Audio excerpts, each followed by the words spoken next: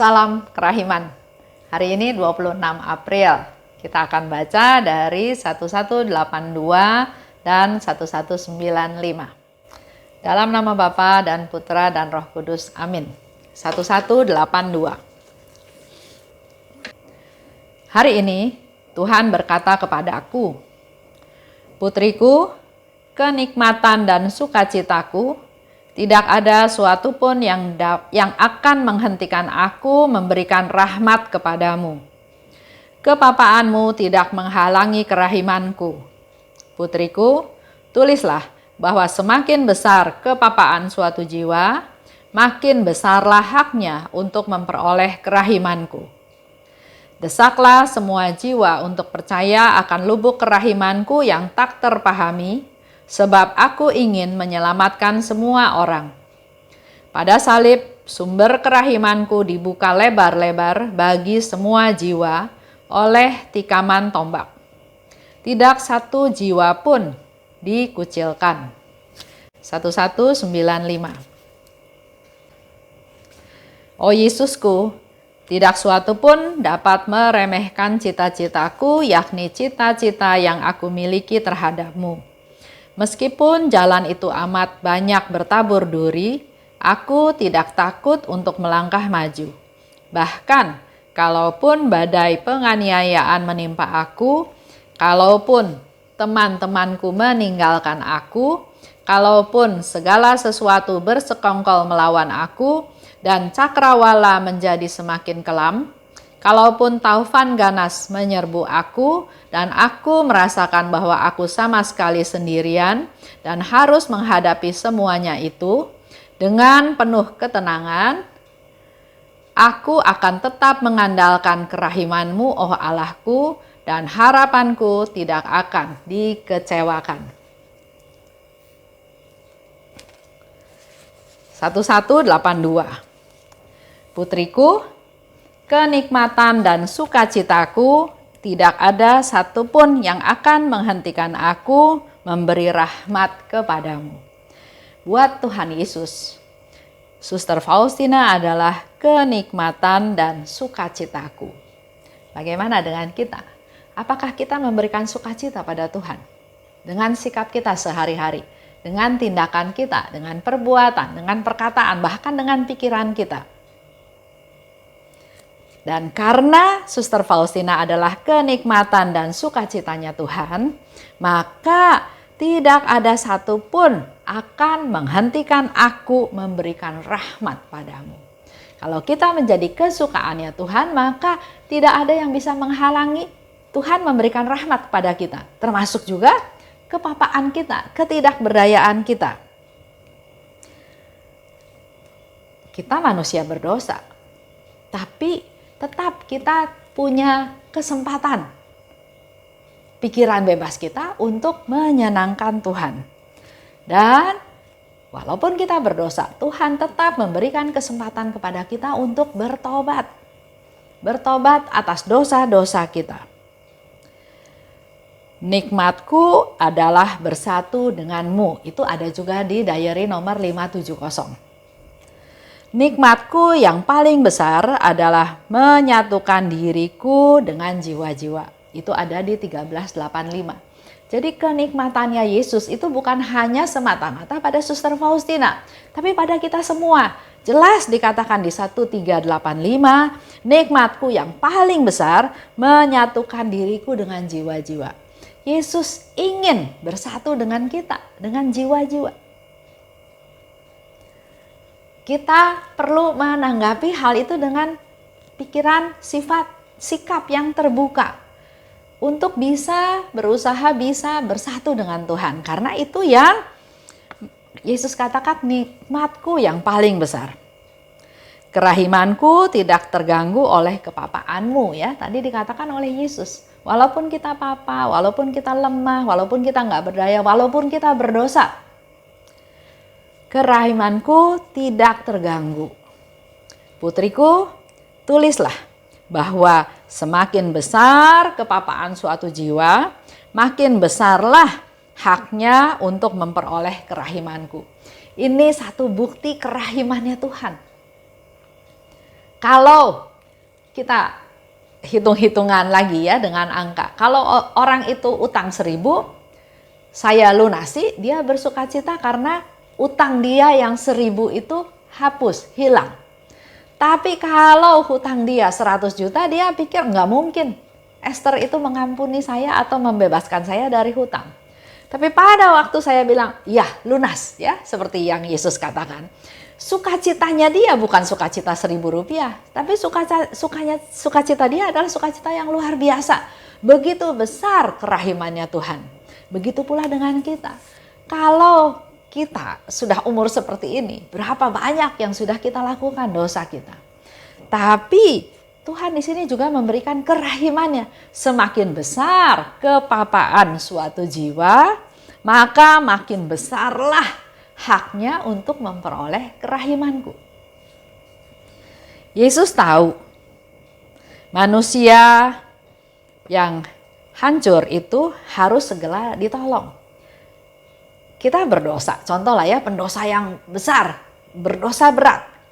Kalau kita tiap hari katakan, lu berdosa, lu masuk neraka, lu nggak bakal diampunin Tuhan, lu udah nggak tertolong karena begitu besar dosa kamu, dia akan semakin tidak punya pengharapan, semakin tertekan bahwa iya saya berdosa, iya saya memang dosanya besar sekali, saya membunuh sekian banyak orang. Semakin ditekan ya. Tapi lain dari kacamata Yesus. Yesus melihat orang ini kalau dibiarkan akan hancur. Maka dia harus segera ditolong.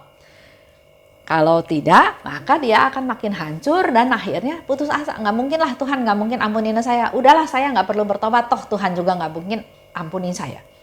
Jadi jangan membiarkan atau membuat orang itu semakin hancur.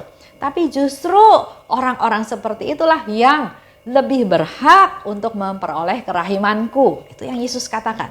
Supaya nggak ada yang hilang, nggak ada yang benar-benar hancur. Yang semakin hancur itu semakin harus diperhatikan, diprioritaskan supaya dia jangan hancur. Desaklah semua jiwa untuk mengandalkan kerahimanku yang tak terselami. Sebab aku ingin menyelamatkan semua orang. Jelas Yesus katakan semua orang. Bukan hanya orang tertentu, bukan orang yang saleh aja, bukan orang yang setia aja, bukan orang yang mewartakan kerahiman Tuhan aja, bukan para imam, kaum religius, tapi semua orang. Termasuk orang berdosa yang paling jahat, orang berdosa yang malang. Seperti tadi contoh ya, orang yang sudah sangat berdosa itu bukan dikucilkan, bukan dihalangi untuk ketemu Tuhan, tapi justru harus dirangkul karena dialah yang lebih berhak untuk memperoleh kerahimannya Tuhan. Yang tadi saya kasih contoh ya, orang yang putus asa, orang yang merasa hancur, hidup saya sudah hancur berantakan, gagal dalam usaha, gagal dalam keluarga, gagal dalam segala hal. Maka desaklah mereka untuk mengandalkan Tuhan. Katakan pada mereka bahwa Tuhan begitu mengasihi dia dan akan mengampuni segala dosa-dosanya. Akan diubah menjadi manusia yang baru dan engkau tetap dikasihi Tuhan. Asal kita datang pada Tuhan, kita bertobat, kita mengakui kesalahan kita dan nggak berbuat dosa lagi. Pada salib, sumber kerahimanku dibuka lebar-lebar bagi semua jiwa. Oleh tikaman tombak, tidak satu jiwa pun dikucilkan. Itu yang Yesus mau.